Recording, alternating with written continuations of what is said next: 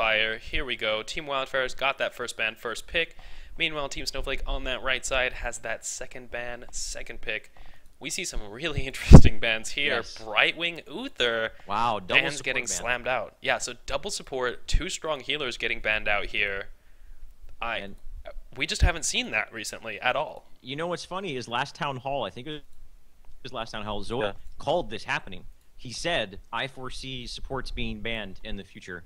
I don't know if that was just some, you know, his cognitive abilities. He has telekinesis, but he called it. And so far, we've seen an Uther ban last game, and now we have 2 supports being banned, Brightwing and Uther, this game as well. Surprising it wasn't a Rhaegar, to be honest, because a lot of people think Rhaegar's a really strong ban, but that might be intentional for me. ESV. Maybe they're trying to form a draft that they don't want to face against Brightwing. So we'll see. Yeah, definitely interesting. Let's take a look at the actual picks now. So we see that Tassadar first picked. Snowflake follows up with the Falstad Tychus. It's a little unusual to see Falstad preferred over Arthas, but maybe Snowflake just, you know, they really like the way that Falstad works out. They wanted to bait Wildfire into that Arthas pick maybe because we do see Wildfire on that second rotation taking Arthas Malfurion. Malfurion did get hit pretty difficult with the nerf bat. I mean, Malfurion got a pretty big chunk taken off his Trank, a good amount taken off that regrowth, so he's not going to be able to sustain quite as well as he could before. Snowflake looking to take advantage of this with the burst damage from Falstad Tychus. We see them finish off their roster with Tyrael, really huge front-loaded burst in CC, and Zagara. So we're going to see a lot of damage come out very fast from the Snowflake team. Oh, I love that Wildfire. Yeah, Wildfire trying to sustain through it with that double bruiser, double frontline strategy. So we see Arthas Stitches here. That's going to make it hard to get to that Wildfire backline. Yeah, big time. Oh, sorry. We good? There we go. Yep. Awesome. I apologize. No big deal. Anyway, guys, we are going to be getting into this game between Wildfire and Team Snowflake. Let's give it a quick rundown. We have 5 seconds, paused, normal speed. Cinco. Alright, that's where I love to be. Let's get it going in 3, 2, 1. Let me introduce this Snowflake team for you guys here. We've got Idra on that Master Skin Tychus, that horrible orange-green contraption. Faye rocking the Zagara, Chillatek on the Rhaegar, Keelax rocking the Master Skin Falstad, LZ Gamer on the Master Skin Tyrael. Just a quick note, you and I have different tastes. I think that skin is awesome looking. Over here on the red team, we have Wargreymon on that Demon Hunter, Pickles on Tassadar, Poom, I almost said Poon, Poom on Arthas the Lich King, Bims on Stitches, and Icona. Am I saying his name right? Iacona or Icona on Malfurion. Just go for it. It sounds close enough to me. Understood. Nobody's going to be able to tell. Understood. We see a strong 5-man rush in here from Wildfire. They want to make something happen. Oh, they're looking for a hook. They've got the Oracle to see over. Oh, Keelax. Oh, wow. Keelax just moves. He sees the Oracle come out and, like, has that instinct to panic and move away from where he was standing so he doesn't get hooked. That is a really, really clever level 1 strategy. That is. And I wouldn't have been surprised if he had the reaction, great reaction times if he was able to barrel roll away from it. But with that Arthas Howling Blast, it probably would have been a kill there. Lanes are taking shape. We have 3 down in the bottom lane for Wildfire. Hook is off the mark, unfortunately. Mid lane, we have Falstad and Arthas. So they're going to be harassing each other equally. And top lane, we have a Tyrael versus Tassadar. So the bottom lane, I think, is what we're going to have to pay attention to here, Dunk Train. There's going to be a lot of action. Yeah, definitely. Or he has a lot of action going back and forth. Yeah, we see a lot of hooks coming out. Bim's trying to get a pick. Now, the hook into the roots is a lot of lockdown and disposition, so that is a good place to be when you're trying to force this lane, although Zagara and Tychus push very hard. So if Zagara and Tychus can keep that wave constantly cleared, they'll always have their own creeps to kind of hide behind, not get hit by the hooks, and they can keep the pressure on the towers. Having those creeps there is especially important. Oh, we see Bim's taking a lot of damage from that overkill. Grenade knocks him to the side, not enough to take him down. Stitch is so tanky, man. He is tanky, and he can eat a creep and heal himself back up here. Bow Shrine is all ready for Snowflake, but no one really... Falstad doing a good job mid to keep Arthas off of it. And bottom lane, they're finally... The bottom Shrine is neutral and now going over to Wildfire's side. Idra laying down the overkill. Bims needs to be careful again. He's real low, able to secure retreat away, though. And his Moonwell is on cooldown, and Icona is a little low on mana, so he might have to head back home. Looks like he's wanted to stay here, though, and continue the pressure on that bottom lane. Meanwhile, top, we have a little bit of a skirmish going on. Looks like not much going on there, though. Yeah, that Tacit Arterial lane, they're like hitting each other with Yeah. wet noodles. They both Right. have shields. They both have like pretty tanky defensive lineups. It's hard for either of them to kill each other at this phase in the game where their damage output is so low relative to the shielding coming out. So you're not likely to see actual kills come there unless someone decides to die to take control of a shrine, which is something you Right. can do even if you're going to lose a fight. If you can hold that shrine long enough to get the Dragon Knight, sometimes it can be worth it. So there's a potential opportunity there. Now, the skirmishing the bottom side, Malfurion a little better for that long, sustainy lane phase because he can also give mana to his teammates. Rhaegar, not quite as mana efficient on the heals, but we see Rhaegar actually almost full mana and Malfurion have to go back because of how efficiently this Snowflake team has managed to push the wave and get damage on Wildfire, whereas Wildfire hasn't been as efficient in their trade, needed more healing from their Malfurion. Yep. They've been doing ahead. such a great job at protecting the Zagara, and the Zagara just doing what a Zagara does, pushing the creep, pushing the wave, getting the wave on the creep wave on the opposite, the line of scrimmage, as I like to call it, on the other side of the line of scrimmage, and are just securing that bottom shrine. And it's just a big point of contention top to see if you're going to get that charm. In the meantime, Bims, once again, he's getting a little aggressive there in his positioning. Idra keeping him modest with that overkill, making sure Bims knows not to get too aggressive there. And this bottom lane, this shrine, I swear, we're 4 minutes in the... Oh, finally a hook on Idra, but he was a running gun away. Doesn't get rooted up. That was real close. If he was caught in those roots, he was dead to rights. Wargrey just trying to do some right-click harassment damage. Bims in the front line. And taking a bite out of Faye. That Hunter Killer from Zagara just did half of Wargreymond's health, necessitated a heal from Iacona. That is so efficient. Oh, and man. that's going to give Snowflake control of the shrine. Another good hook by Bims. Once again, the roots were just a half a second too late. If one of those guys were caught in the roots, they were more than likely going to go down there. So just quick knee-jerk reactions coming out of both teams and able to avoid those control spells.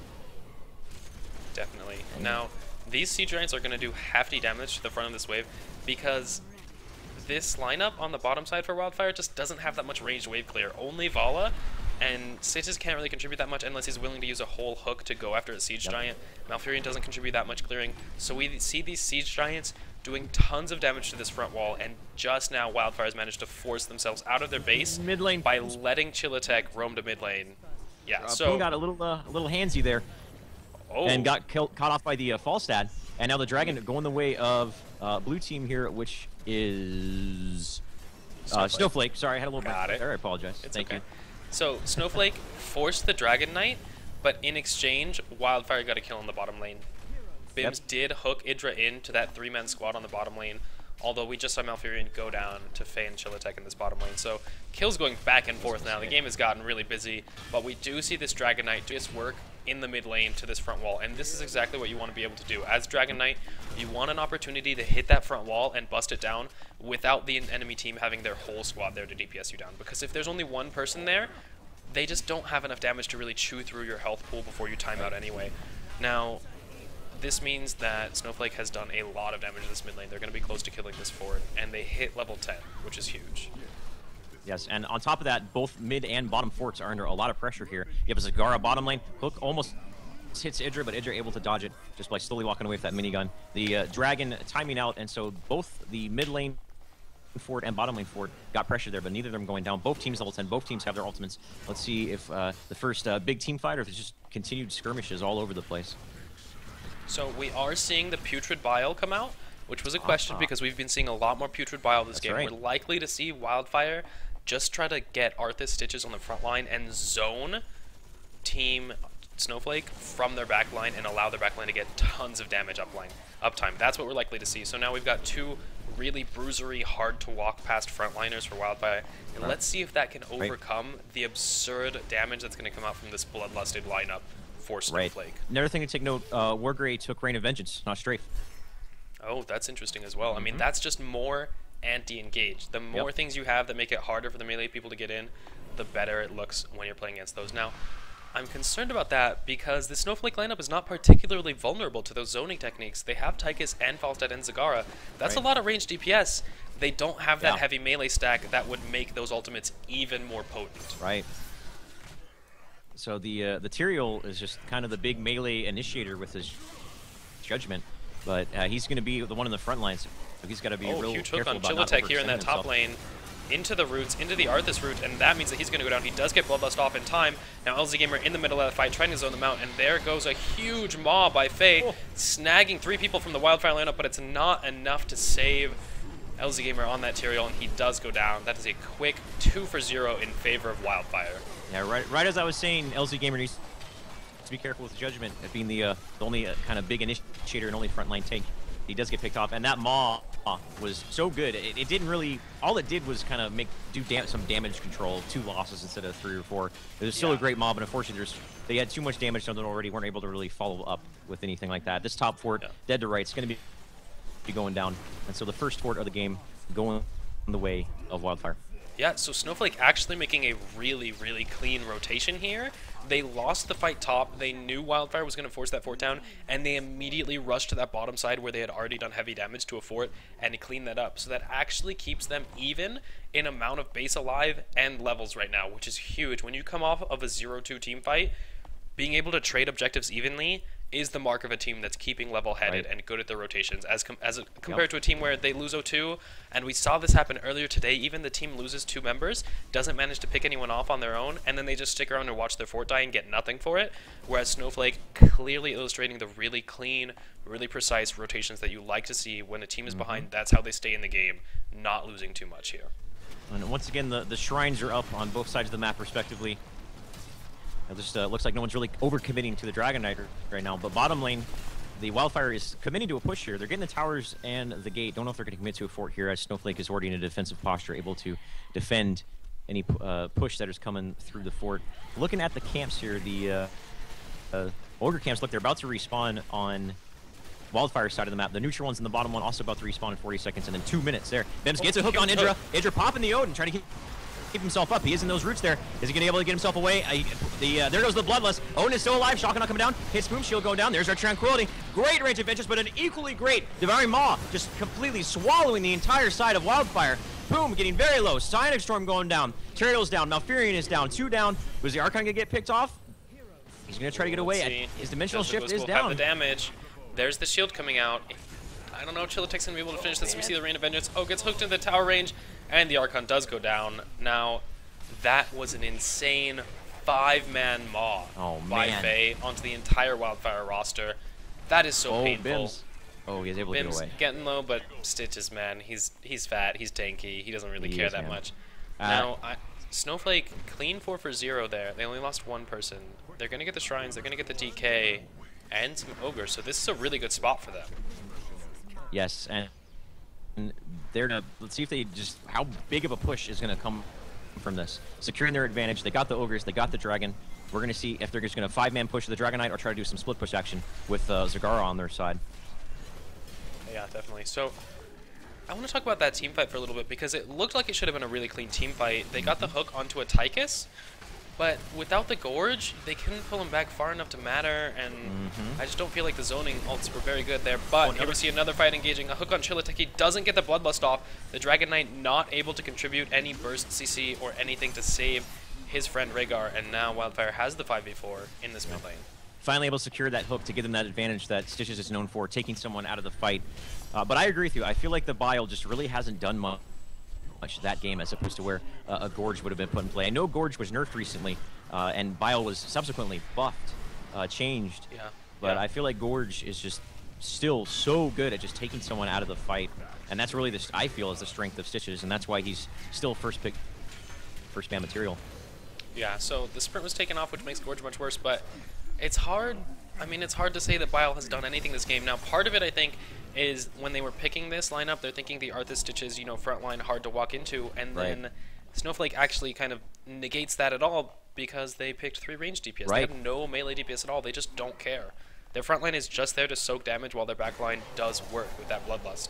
So kind of a situation where maybe Wildfire needed to adjust on the fly and change the strategy to get Gorge because there were more squishies on the enemy team and no melees, as opposed to that Bile, which is really good at zoning out melees from your backline. Right, that's a very good point. I didn't even think about that. Let's see if it's meant just LZ Gamer being the only initiator. It just really lowers the effectiveness of that Bile. Looks like Snowflake securing their knights. But, oh, what a hook on a chill attack there. The roots are going down. He does Ghost Farm, another Highland Blast, follow up a kill. Rain of Vengeance going down, just hits Faye. Follow up Idra with the Odin, doing a hell of a lot of damage. Along with that shotgun out, Devouring Maw hits Archon. Archon being taken out of the fight. Boom, going down to the damage. Bims and Archon both at about half HP. LZ Gamer needs to be careful though. Idra's Odin does get taken out. War is able to vault away. Tyrael getting taken out. Is that vault enough? Pickles using Dimensional Shift to dodge the explosion from Tyrael. And the rest of the damage coming out from Snowflake. They're trying to do a turn here. Kalax needs to be careful of that Demon Hunter. Never underestimate the damage coming out from a Demon Hunter. That hook off the mark once again. Roots, follow-up Roots, hoping that hook was good. I don't know if that was a blinder or not. If it was a blinder, it would have been one hell of a blinder. But that it was blind. He was trying to go for false head, but those were some beautiful hooks. Like the first one on that hook that started that fight, and the follow-up hook on Tyrael to get a low health Tyrael out of the back line, back into your team. Really crisp hooks by Bims there, and we see they might have caught Idra. Oh, he jukes the hook. Whoa! He does get dismounted by Wargreymon, but they don't have the CC if that hook misses, so not gonna be able to get that pick there. I mean, to me, it looked like that hook went through Idra. I don't know if that's maybe just some client lag on my part, but it was close. I bet he could feel the hook whistle by. He felt it. You know, his horse got a little scared from the wind, but not close enough to latch on.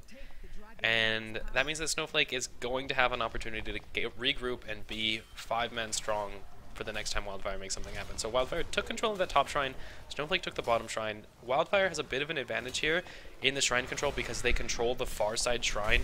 And Snowflake didn't do anything while Wildfire was 4 people down here. Now Tastar's joining him. They have an opportunity to potentially shove Wildfire off of this.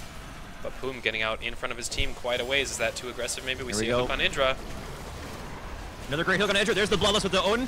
Brain of Vengeance going down. Brain of Vengeance is just completely off the mark. Judgment on Kalax. Kalax uses Shock and Awe. Another great Maw, but Kalax getting taken down. He was trying to barrel roll away, but inevitably goes down anyways. Pickles in the backline, just hitting people with that big energy beam of his. Boom, overextended, gets taken down. Faye goes down in the backlines. Not sure what brought her down. Idra's still alive with that Odin though. Just wrecking people with the monster known as Tychus' Odin. And 2 down for both teams. Pickles using Dimensional Shift, able to get away. He got the talent that the double shift did work there, saved his life so hard, and the healing. Now, we saw a 2 for 2 there in what was not the cleanest engage for either team. It was only a 1-target Maw, and the Rain of Vengeance whiffed practically everyone, so not the best there for them. Now, Seth, where exactly are you on the replay? I'm at 15:02 right now. Sounds like you might be a second or 2 behind. I believe I am a second or 2 behind. If you pause it and unpause it for half a second, we'll probably be good. Alright, we're good now. Then paused it for a second for you. So we see a little bit of skirmishing here near those bottom side siege giants. Nothing really big coming there.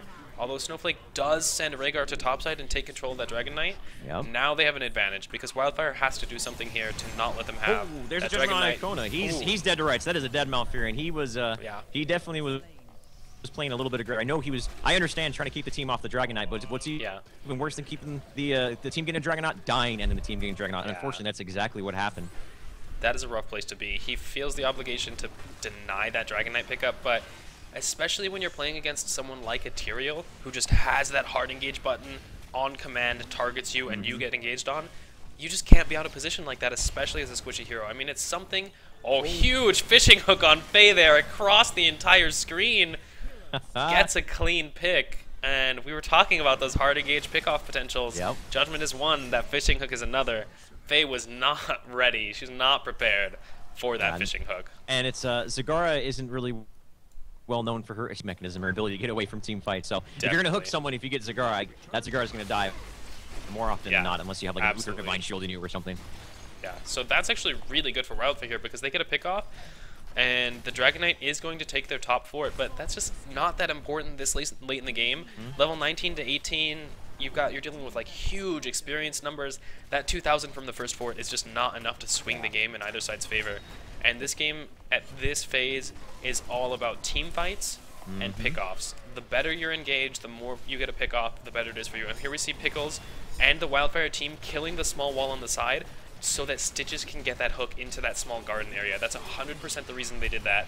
And that's just really good play by Wildfire to know that, you know, if Snowflake makes a mistake and stands where they could get hooked behind that wall, when you take it down, you're at an advantage. Another great hook on Idra into the bushes, running guns away, and the Howling Blast off the mark. LZ Gamer, there goes the Bloodlust. I don't know if he's used Judgment or not. He's looking for it. There's a Judgment onto Bims. Not the best target to initiate on, but he's the one that's there. Future Bile going down, finally showing its effectiveness. Able to secure retreat away. Shock and Awe barely goes to the shield. Bim still, that tanky Stitch he is doing just fine. Boom, a Howling Blast, another great hook on a Chill Tech. Chill Tech's way out of position. Rain of Vengeance completely off the mark. Tranquility going down, trying to keep his, oh my lord, another great Maw. Oh my god. Coming a out from five-man Maw. Good That Lord, and that Maw. no one died there. I don't know how, but no one died in that team fight. That is boggles my mind. That was insane. Oh, a hook almost hitting Faye, but that creep just saving her. Now, that team fight was incredible. This means that all the ultimates are down pretty much, though, and we see Snowflake trying to re-engage. Does kill Bims with the overkill. Now, Faye getting low, but Tyrael just going to go in to clean up those giants. That was insane. That Maw, man. My heart skipped a beat. Yeah, I was like, are you serious? Is this real life? 2 5-man Maws in one game is pretty incredible. Yeah. Now, Wildfire was looking to make something happen there, and they didn't, and we actually saw that was the first time this game that Bile has been really effective. Yep. Because the Bile secured the disengage for the Wildfire squad. There was no way that Stitches was getting out, or his teammates, but then the Bile just slows the entire Snowflake team down as they're trying to chase in that narrow pathway. Yep. And his team gets out, and they only lose one person there, which is huge. Yes. Yes. I'm still. I'm sorry. Just take over casting for a minute, Dunk, because I'm still having palpitations. The Maw was too much to handle. Wow. Looks like things are starting to normalize a little bit here. Falstat's flying right into the middle. Oh no. Wildfire, he is dead. Oh, I know how that feels. That's a terrible feeling. That's a blooper highlight, if anything. I mean, oh my lord.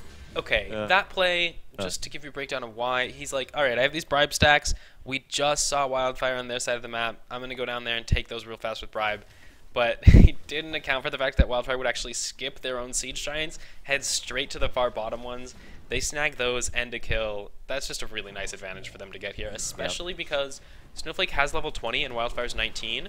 But even with the 20 to 19 advantage, you can't afford to fight 4v5. So actually getting that kill buys them a lot of time to get to level 20, which is really important. And here we see Stitches trying to lead the way and maybe get them another pick off. They still have 20 seconds left on their power play 5v4.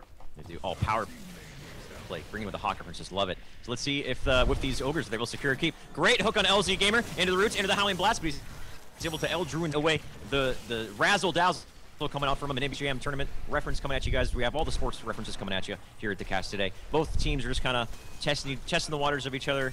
Even with that hook, wasn't able to commit to a team fight. Another hook on a Chill Tech into the bushes. Is there followed Howling Blast? There's a Howling Blast. Bloodlust going down there. Odin being dropped. Rain of Vengeance on to, looks like it once again doesn't hit anyone. LZ Gamer. Judgment onto work.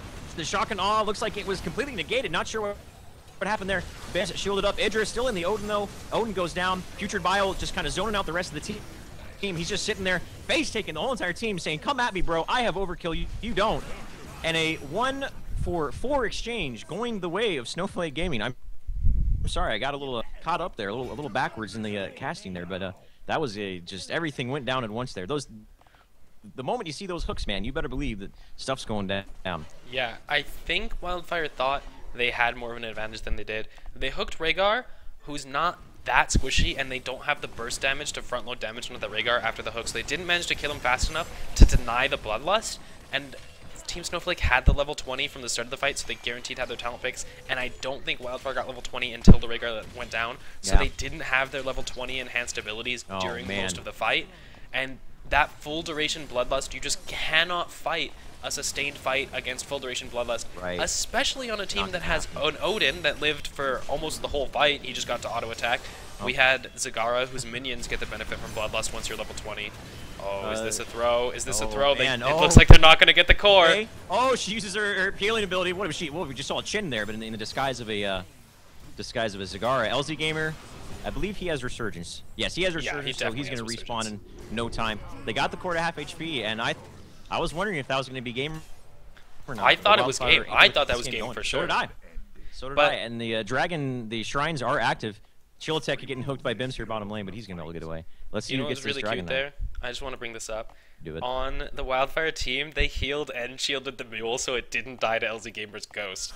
And that's actually going to regenerate like thousands of HP on the core. So those are like, they're like little things like that teams are just starting to do that are so cute. We see a hook from Bims on LZ Gamer, no damage or anything to follow that up. Yeah. Just trying to be annoying. Trying just to buy showing them time. Off. Hey, this is my hooks. I'm good at hooking you in case you didn't notice. I can still hook you at any time I want. He's just trying to keep it warm. Let You you know, know. exercise the Q button. Exactly. Yeah. Exactly. Just Now the remind him whole who's the boss. entire team of Wildfire has consolidated, and they're coming to this bottom shrine. They already have top shrine. Oh, this is So perfect positioning for Wildfire. They're gonna have control of this Dragon Shrine.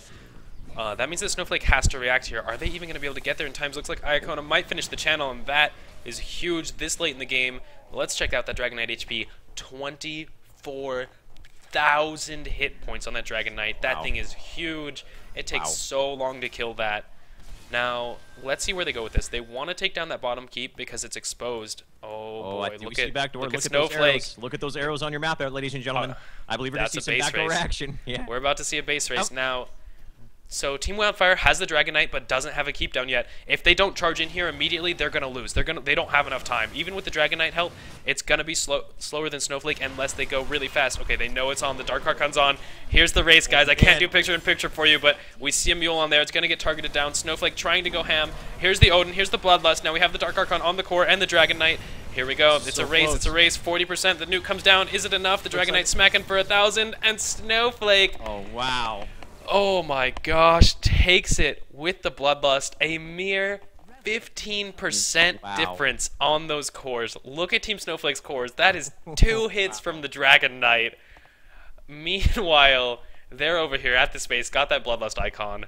Oh my god, the base race, Seth. I think Rhaegar's expression it just sums up that game right there. I don't know if he's stuck in there for you, but Rhaegar is screaming at the top of his lungs. Yeah, that was quite a crescendo to end one hell of a game. That, oh my god. Whew. You know what? Snowflake, I'm going to say that whole game was because of the Maws. If it wasn't for the Maws, they couldn't have possibly won that base race. I don't know how it was all involved, but I'm just going to throw that out there. Those cannot Maws believe from that base Faye race. were just so good, man. And not only were they 5-man Maws, they were just perfectly timed, and they completely changed the tempo of those team fights. And just applause to Faye's Maw ability. That Maw, so good. That Maw. Now, I mean, the call, you have to have nerves of steel to call a base race against a Dragon Knight this late in the game. Look how close that was. Steel. Yeah, man. I mean, that's really impressive. Now, to join us, we are going to be adding Chillatek, the most recent addition, to the Snowflake roster. He was the Rhaegar in that game. We're going to see how he felt. I mean, because I'm hyped after that base race. I want to know what he thought. Let's see if we can get him in here. Let's get the Chilla in here. Is it Chilla or is it Cheya? Is he? No, it's Chilla. Okay. It's Chillatek. He's a chill dude. He's really technical about it, I'd like to think, you know. So his name's Chillatek. Laid back. Yeah, I don't know if he has a webcam. We're gonna give him a second. You with us, Chillatek? Yo. You have a webcam, buddy? Yo. Awesome. Let's turn that on. Boom. Is that working? Yeah, it looks like it is working. Let me see if I can set this up. Oh my god, the overlay works perfectly. Look at that. There he so is. crisp. Here's our boy, Chillatek. What's up, guys? First doing, week. First week on the roster, and 2-0. How do you feel about that? Not too bad. It's pretty good. Pretty good. That last game was a bit rough for me. I officially hate Stitches, but I think it went okay. I respect that. I respect that. I mean, and the rest of the populace. Yeah, everyone who doesn't play Stitches pretty much hates Stitches. Exactly. So you're with friends there. Yeah. All right. The question on everyone's mind: the base race. What was it like going into the base race? Did you know you would win? Like, how close was that? Honestly, I was actually I was watching a stream right now while you were casting, and I was like, I don't even remember who made the call, why the call was made, where we were when the call was made, because I was still replaying the last 2 hooks in my mind when I got hooked, and I barely got the bloodlust off, and I was just like, oh my god, my team's gonna eat me a new one after this. You got the team making big mistakes, but yeah, I just remember when we right-clicked to that core. I threw up the shield, and I actually changed. I clicked on the minimap to our core, and I was just like, please no, please no, please no. Oh man. Oh So my god. I think we could have bloodlusted a little bit earlier, because our creeps would have got bloodlusted. We had level 20, but so it's something we picked up after the game. But it was definitely a dramatic one for sure. I think that was the closest end to an ECS game yet. I Yeah. mean, those cores were like less than 10% apart, and they had the Dragon That Knight. was amazing. That was so cool. Yeah. Go ahead. Is Faye always that good on Zagara? Faye's good on every hero. Wait till you see Faye on Stitches. What an answer. I'm gonna try and push for the Wow. team to let Faye play Stitches if we get first Yeah. pick or something where it can work out that way. But Faye is OP. OP. All right. I mean, OP has been called. We're gonna see some nerfs in the next patch, guys, because Blizzard is watching. I Please, please That- make Stitches. no nerf Faye, not Stitches, just Faye. If they Stitches is can. fine. I don't know if they can do that. I don't know if it's in I the don't code know. that they can nerf Yeah. Faye. It's not possible. If Faye damage dealt reduced by half, I think that'd do it, right? Maybe. Oh my god, that game Right. was so intense though. Now, one thing I brought up during the game, I don't know if you guys talked about this at all. We saw the Stitches take Bile. Yes. You guys had 3 range DPS. Do you feel like Bile was effective that game for them? Like, how much more devastating would Gorge have been, or was Bile good? Like, did you feel your team fighting was advantaged because of that? So I think that was something we actually identified with once they picked it. We're like, well, they're going. I think someone in our team knew that they liked going Bile, so Yeah. we kind of knew that that was what was going to play out going into it. And we thought that that was going to be favorable for us considering their heavy melee front line and our range lineup. Yeah. I think Gorge might have kept me from getting Bloodlust off, so I think that might have played out differently if when they hooked me, if they had Gorge. It did help them that one fight at the Ogres where it was Yeah, a very it did. narrow path, but Yeah. Yeah. outside of that one, I can't really think of many other situations where it was better for them. That said, I'm just going to try and get my team to ban Stitches anyways. So regardless. All right, Yeah. guys, you heard it here first. Stitch is getting banned every game against Snowflake from now on. Chillatek's request, he's the new guy. He's like, look, guys, I can't play against Stitches. Well, thank you for joining us, Chillatek. That was a fantastic game. Thank you for playing it so we could watch it. Do you have any shout-outs you'd like to make, where we can find you on social media, that sort of dealio, before we let you go? Sure, yeah, you can find me at Chillatek on Twitter. I also have that handle on Twitch. I don't stream that often, but maybe I will start now that I'm on Snowflake. Shout outs to everyone on Snowflake for giving me the opportunity to play. And special shout outs to a really good friend of mine, Ricky Shum, who's the one that got me into the Alpha. It's not be possible without him. That's Thank it. you, Ricky. Thank you for allowing us to see that close game. And thank you for the interview, Chillatek. It's been good, man. I'm going to let you go, get back to your life. All right. Fantastic games. Thanks, Thank you. guys. Have a good one.